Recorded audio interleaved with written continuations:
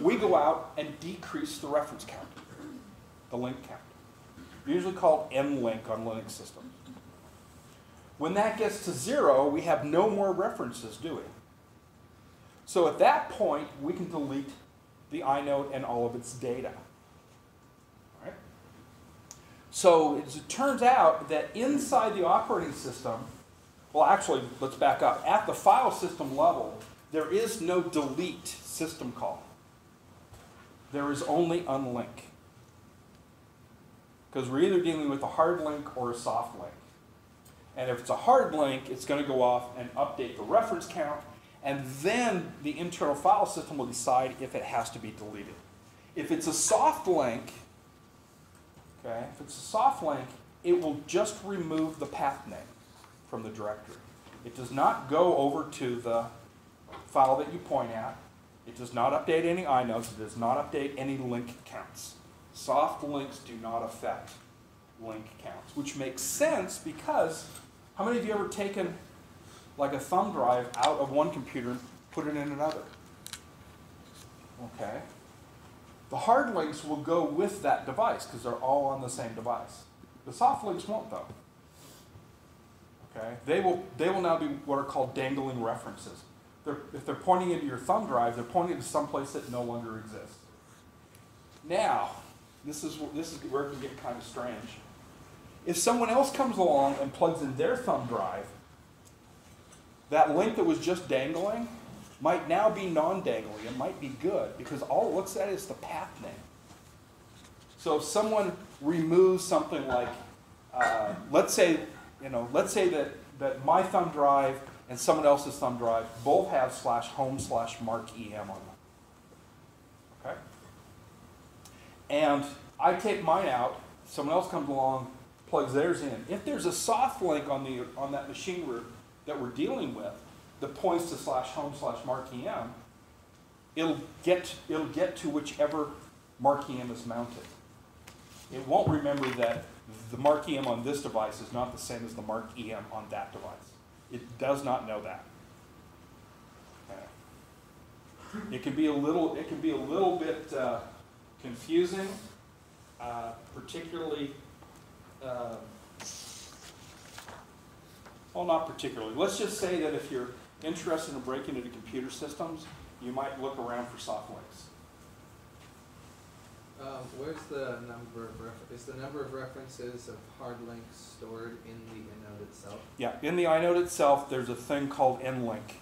So when you create a hard link, it immediately goes to the inode and says, "Oh, increment the link count." Yeah, and when you create the file initially, the entry in the directory you created in, okay, that's a hard link. So any file, when it's created, always starts with 1. It will only be 0 when it's no longer pointed at by anything. Okay? So, and you have to have at least one hard link for a file. You can't create it with just a soft link, because a soft link has to point to an existing location on disk. Okay, so going back to what you said about there's no delete on the system level? Yeah, there's no system call for delete. So, yeah, let's say we create a file, then immediately delete it. We have that first, when we create it, we have that hard link, and then all we're doing is just unlinking that. Yeah, the unlink, if it's a hard link, it will decrease the reference count. Okay. So what it'll do is it go to the directory, open it up, and say, is this a hard link or a soft link? If it's a soft link, it has a path. And at that point, it just erases that path. Okay, and deletes the name of the entry. It doesn't do anything else. If it's a hard link, it says, oh, this is pointing to an inode. Go get that inode. Decrease the reference count. All right? If it's 0, then tell the file system to clean it up. If it's not, then just decrease the reference count and go away.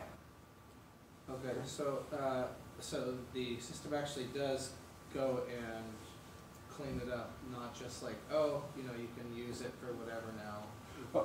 Yeah, so we have to mark it as free. There's some steps we'll take a look at on that. Okay. And once it's been marked free, all the data blocks are marked free. We don't actually, just so you guys know, delete doesn't mean delete. Okay, so if we had to go off and delete all the data, it'd be really, really slow. So all we do is mark the data as not deleted. How many of you ever heard of forensics?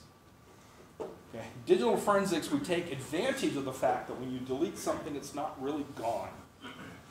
So if you're going to go out and break the law, and you have stuff on your computer that can that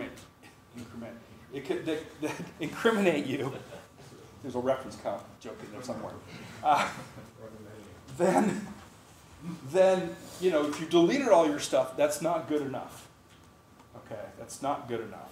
Does anyone here use something like CCleaner or AVG, or something like that, where it allows you to securely shred, they'll call it, your data? It'll go out and overwrite the data blocks many times. But even that's an algorithm, right? Hmm? Even that's an algorithm that could be reversed. The actual algorithm, it's hard to reverse. They do it in a way that makes it difficult to reverse, and there's different ways of doing it. There are FIPS, which is the U.S. Federal Information Processing Standards.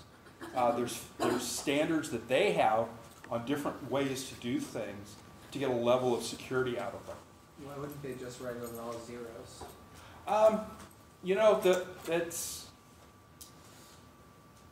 it kind of comes back to residual magnetism, and you know, there's all sorts of stuff about this, and even if you've overwritten the data like 100 million times, well, maybe not 100 million, but maybe let's say 10,000 times with random data, it's still theoretically possible for someone with an electron microscope, government, to come in and figure out what the original data was. Interesting, because it's like, oh, it was magnetized this way for a long time. And they can check that. They can see that. Now, the forensics tools that police departments use and the FBI doesn't do that. They don't have electron microscopes running around. But there's some really good papers out there on it if you're interested in that. I used to do volunteer forensics with the high-tech crime team in Washington County and also the local FBI. So, if we use the ln command to create links, this is an ls-l, okay, and then up at the top, ls-l. On the end, you'll see this is a file, and then we have these three are grouped for what are called user. The next three are group, and then the last one is called other. So you'll see UGO. So this says that the owner, the user, can read and write but not execute this. And the owner is Mark. Okay? The group can't do anything. The group that they belong to is them. Okay? It should be faculty, but they think of them. All right? And then others, everybody else in the system, can't access it at all. Right?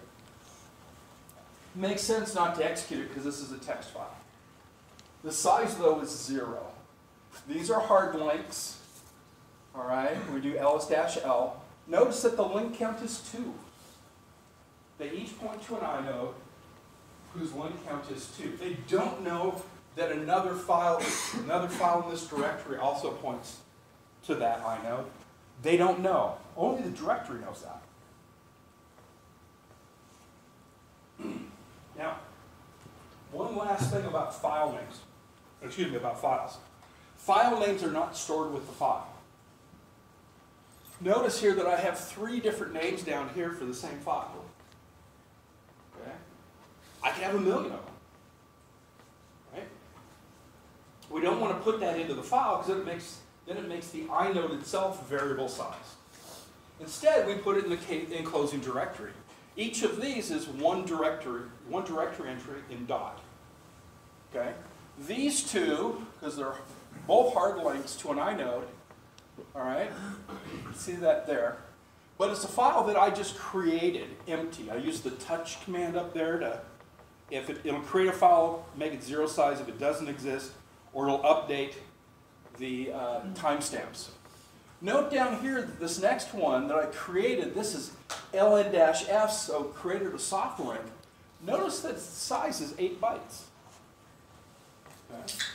Its size is 8 bytes. 1, 2, 3, 4, 5, 6, 7, 8. That's the path name. It points into the current directory, and it points to file.txt.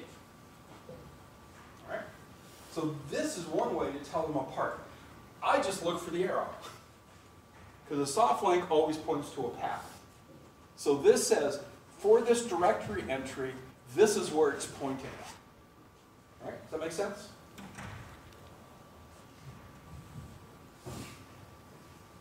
And then here's some output from stat. I find this to be harder to read, but I have had students in the past that say, no, just always use stat. It's easier to read. 6 of one, half dozen of the other. They're both using the stat command to get their information.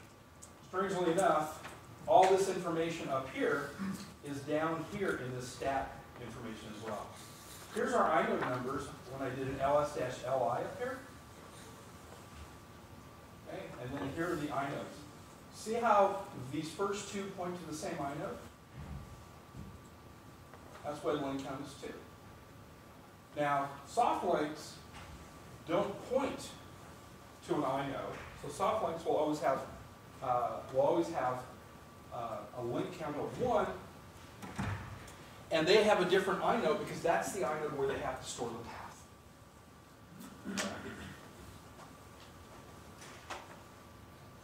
Now, let's talk about file systems. We're going to talk about 5 file systems. We're going to get through 3 of them at least today, maybe more. We'll see how this works. So, and by the way, here's just a URL that's really, really good. Some of the drawings in here come from this location. For all file systems, we have to know where the data is on our disk. Okay, so how do we track this? We said last time that files and directories don't actually exist on the disk, and they don't. Inodes and metadata exist on the disk. And you saw where those inodes pointed to data blocks. They can be anywhere on the disk. Okay? Each block, just like we did with paging systems, each one of those, each chunk of that file can be at different disk blocks located randomly across your disk. It's one of the reasons why you want to defragment so you can reduce the seek time, but also, as we'll see, that defragmenting is may not be very good for the lifetime of your disk. Right? So the FAT file system, file allocation table, used in the original DOS file system, and is very, very good file system, particularly if you have a small system. Okay? What it does is in the directories, they have an entry, the entry for a file, it'll have its name, and then it'll point to the first disk block on disk. It's not pointing to an inode, it's pointing to the first disk block for that file. Okay? And then at the very end of that first disk block, it has a pointer that points to the next block in the file. It'll either have a disk block number, or it'll have a null to say this is the end of the file. Okay. The file, in fact, we also have a file size, and that tells us, just like with the inode, in the last block of the file, how much of that block actually belongs to the file, and how much of it is garbage. Okay. And so this is really cool. Right? Very simple, very easy to implement. Okay, does anybody know what the downsize is? What the big downside of this is? It gets slow when it gets large. Gets slow when it gets large, but not if we're doing sequential access. Because if we're doing sequential access and we start at the beginning, then we just keep going, right? And that's not bad. Notice that the data structure for the file is a fixed size because it doesn't have to track all the blocks. That's pretty cool. Okay. Does anybody else have an idea? I mean, that was good insight. Slow is where we're going. How many of you have ever heard of random access? Okay. We're going to take a vote. Think about this for about 10 seconds. Is there random access in the FAT file system?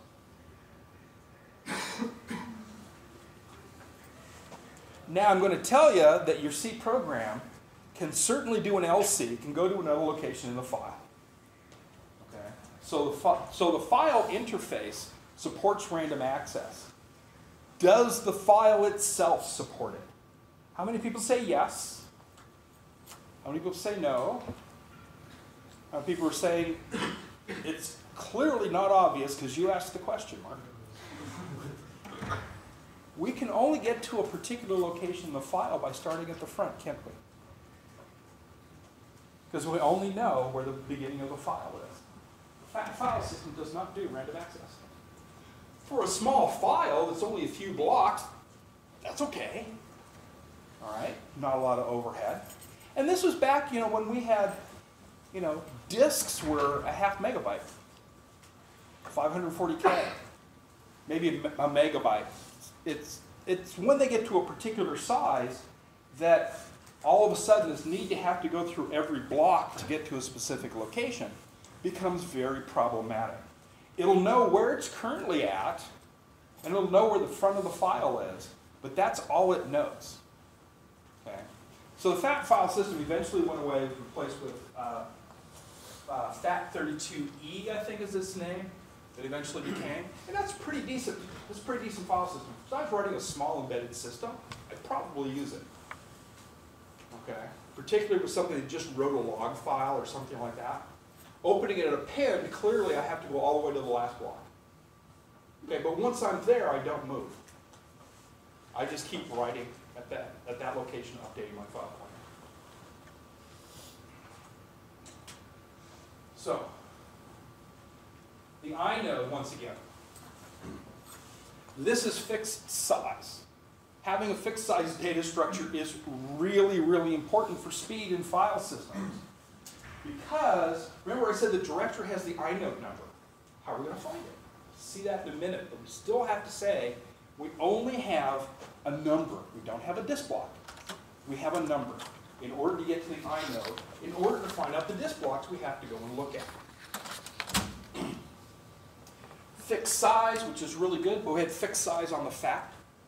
It turns out that there's something very interesting in the difference between the FAT file system and the inode. What's the complexity metric for the FAT file system? N? N? Why do you say N? Because it's linear? I mean, it's a array pretty much? Yeah, pretty much. It's linear in the number of blocks, isn't it? Order N. Would we like to do better? Particularly for something slow like a disk. The inode is order 1.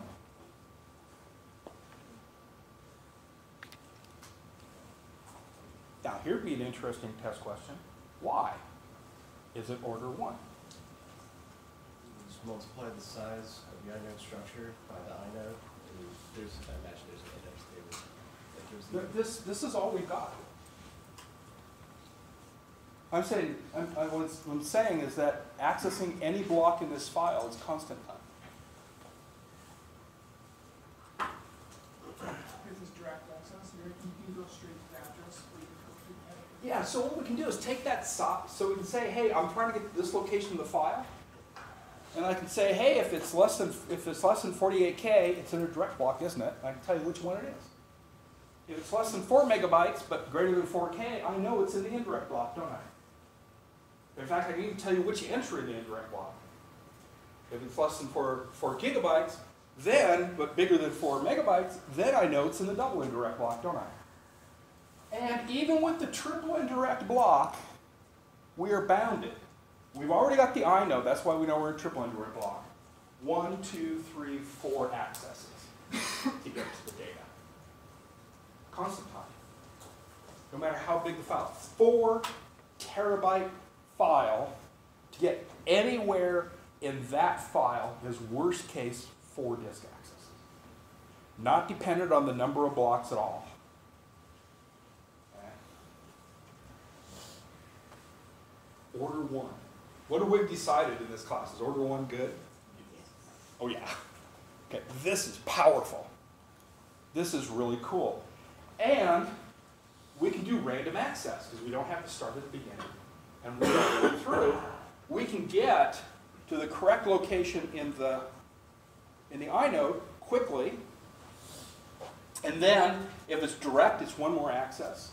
Indirect is 2 accesses.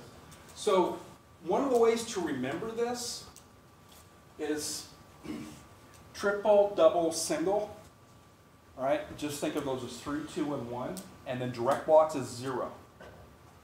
The number of disk accesses necessary to read any data block in a Unix or Linux file system that uses inodes is 1 more than the level of indirection. So if it's the direct blocks, that's 0 level of indirection. So it's going to take 1 disk access to get that data block.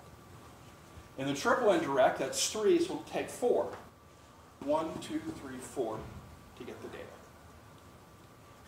Okay. We have that bound. This is really cool. I'm not gonna give it to you guys, although now that you know the formulas, it'd be fairly straightforward. But what if I put out here a quad indirect pointer? Think about a terabyte. So Petabytes. so it's actually bounded by like log 124 of n, number of indirections, Yes. which is ridiculous because you're not going to go that, but it's, yeah. So it turns out to be pretty darn cool. All right, it turned out to be pretty darn cool. And random access is really great. How many of you have written programs to do random access to data? Didn't think so. You may though. There's plenty of very good reasons for doing random access to data. All right, you just haven't written systems that needed to do that quite that big. All right, but it turns out that, how many of you have ever run a program? Has anybody here run a program? I ran one today. Okay. Now, the ELF loader goes off to the ELF header, and the ELF header tells it which section of the ELF file, which is going to be someplace random,